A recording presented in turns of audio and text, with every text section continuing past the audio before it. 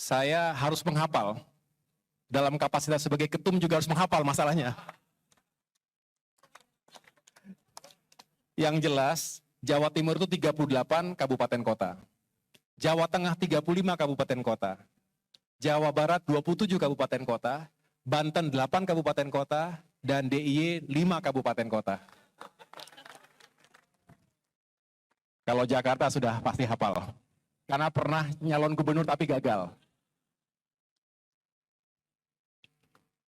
Tapi kalau nggak gagal, nggak di sini mungkin Bu ya.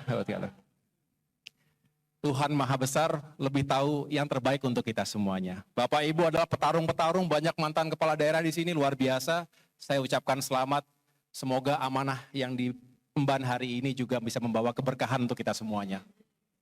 Senator, luar biasa, harus punya peran yang semakin kuat di Republik ini. Indonesia saat ini adalah negara yang semakin dipandang oleh negara-negara di dunia. Kita paling tidak menjadi negara terbesar di ASEAN, penduduk kita nomor 4, kita punya bonus demografi, kemudian kita anggota G20, anggota BRICS, kemudian kita juga adalah emerging market, pertumbuhan kita juga cukup signifikan dibandingkan dengan tetangga-tetangga kita, dan kita adalah middle income country. Dan ingat, kita punya sumber daya alam, potensi yang luar biasa, sebagai modal penting untuk pembangunan ke depan. Nah, sedangkan kita lihat ekonomi kita, secara GDP kita nomor 16. Sejak tahun 2008 kita masuk sebagai anggota G20. Tetapi permasalahannya bukan di situ. GDP per kapita kita, income per kapita kita nomor 19 di antara negara-negara di G20 dan kita masih harus mengejar ketertinggalan kita. Saat ini kita terkategori upper middle income country. 4.910 US dollar per tahun. Kita ingin mengejar ketertinggalan kita sehingga kita bisa berada di klasifikasi atau di kelompok negara-negara dengan pendapatan tinggi. Inilah kesejahteraan yang didambakan oleh kita semua dan menjadi visi utama dari Bapak Presiden Prabowo Subianto. Berdasarkan kelompok masyarakat, kita juga bisa melihat di sini bahwa proporsi yang ada sekitar 50% ini menuju kelas menengah. Sedangkan yang menjadi fokus kita adalah bagaimana, saya ulangi, bagaimana kita bisa meningkatkan kesejahteraan bagi masyarakat yang ada di warna merah ini, 8,6% kelas miskin dan 24,4% kelas rentan miskin, vulnerable. Nah, mudah-mudahan semakin banyak yang masuk ke wilayah ataupun di kelompok ini. Kita lanjutkan.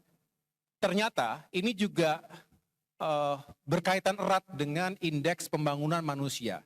Human Development Index kita juga masih harus bekerja keras. Ini sektor pendidikan, kesehatan, dan kesejahteraan rakyat. Kita saat ini ada di sini.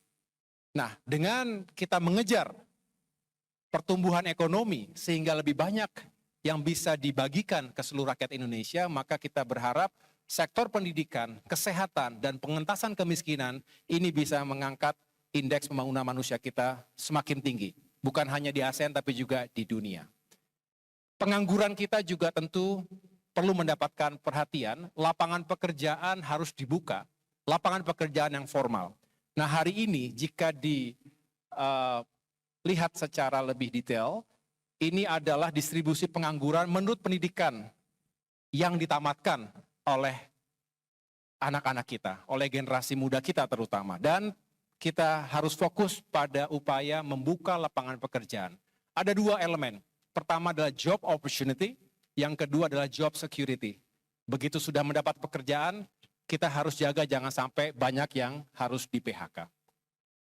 Bapak Ibu sekalian, bicara pertumbuhan, baru-baru ini dirilis kuartal kedua tahun 2025 ini kita tumbuh alhamdulillah lebih baik dibandingkan kuartal pertama, yaitu 5,12%.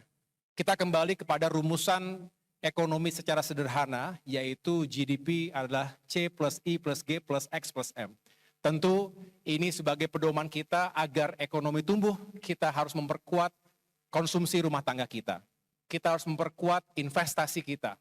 Kita harus memperkuat government spending, dan yang terakhir ekspor kita harus lebih positif dibandingkan nilai impor kita.